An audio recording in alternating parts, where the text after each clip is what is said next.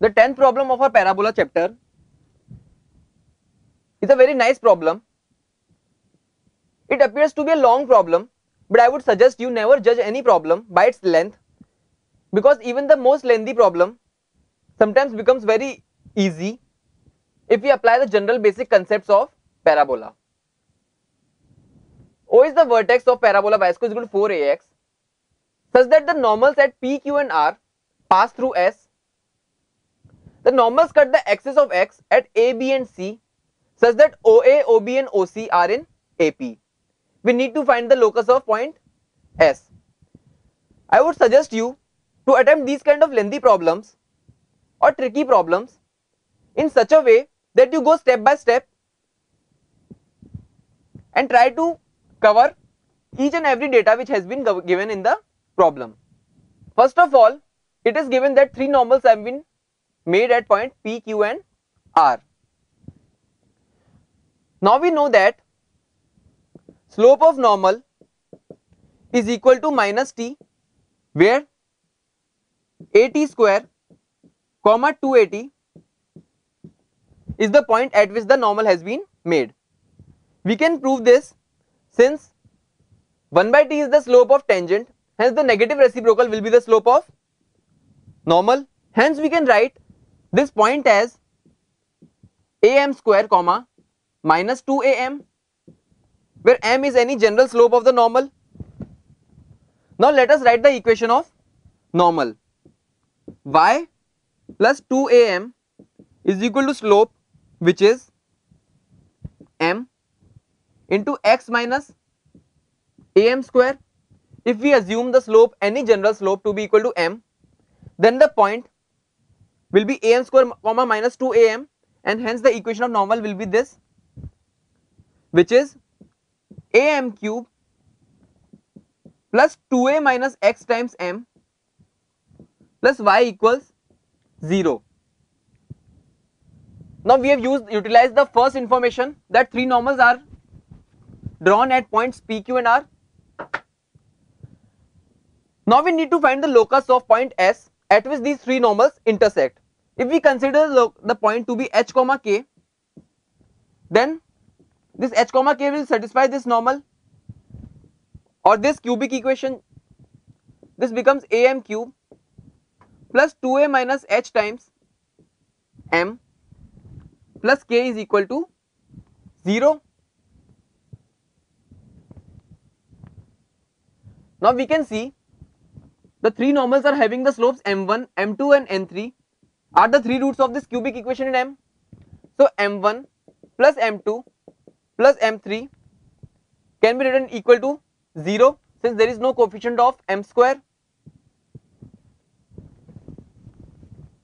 This is our first equation. Then sigma m1 m2 can be written equal to 2a minus h upon a. This is our second relation, and product of roots taken all at a time is m1 m2 m3 is equal to minus k upon a. This is our third equation. Now general equation of the normal was am cube plus 2a minus x times m plus y equals 0. Now we go on to the second information. The information is that these three normals cut the axis of x at A, B and C. The axis of x represents y equals 0, hence we put y equals 0 in this equation. To get am cube plus 2a minus x times m equals 0, which gives us x is equal to 2a plus m square. Hence the 3 points will be A, B and C, that is 2a plus m1 square, 2a plus m2 square and 2a plus m3 square. Now we go on to the next information, which is OA, OB and OC are in AP, and the lengths OA, OB and OC, since the A, B and C are lying on the x axis, these are the lengths of the x coordinate. of the points A, B and C. Hence 2a plus m1 square, 2a plus m2 square and 2a plus m3 square are in AP.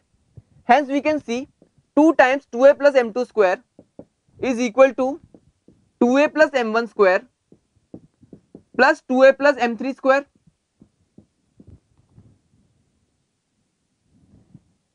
This 4a and 4a gets cancelled and we get 2m2 square is equal to m1 square plus m3 square. Now what we can do is we add m2 square both sides to get 3m2 square, and we can write this thing as m1 plus m2 plus m3 whole square minus 2 sigma m1 m2. We know that m1 plus m2 plus m3 is 0, hence this becomes equal to 0. So this becomes 3m2 square is equal to minus 2 times sigma m1 m2, which is equal to 2a minus h upon a. Hence we have got value of m2 square as minus 2 upon 3a times 2a minus h. This is our fourth equation. Also we have 2m2 square is equal to m1 square plus m3 square. This we can again write it as m1 plus m3 whole square minus 2m1 m3. Previously what we did was we added m2 square both the sides in order to make this m1 square plus m2 square plus m3 square, and now what we are doing is we are converting this into m1 plus m3 whole square minus 2m1 m3, and we know that m1 plus m3 is equal to minus m2, so this we can write as minus m2 square, which is m2 square, and from over here we know that m1 m3 is equal to minus k upon am2, so this becomes plus 2 k upon am2. This is equal to 2m2 square. Hence the value of m2 square, or rather this is 2am2 and not square, so value of m2 square comes out to be equal to 2k upon am2, or m2 cube comes out to be equal to 2k by a. This is our fifth equation. Now from the fourth and the fifth equation we can equate the value of m2, or rather what we can do is here we can square and here we can cube to get m2 power 6 and m2 power 6 both sides. So on squaring this we get 4k square upon a square, and equating this with m2 power 6 over here to get minus 8 upon 27a cube into 2a minus h whole cube. This gets cancelled,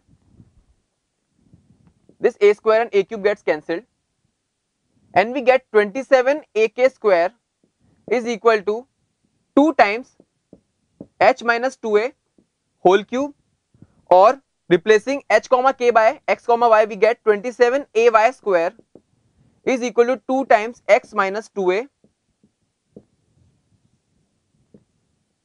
whole cube. Hence what we saw in this problem was, although it was a bit of lengthy problem, but it was not so much difficult as it appeared in the beginning. What we did is we just went step by step, used each and every information that was given in the problem, and got the final result for the locus of point S, where the three normals were intersecting, as 27ay square is equal to 2 times x minus 2a whole cube, which is our final answer.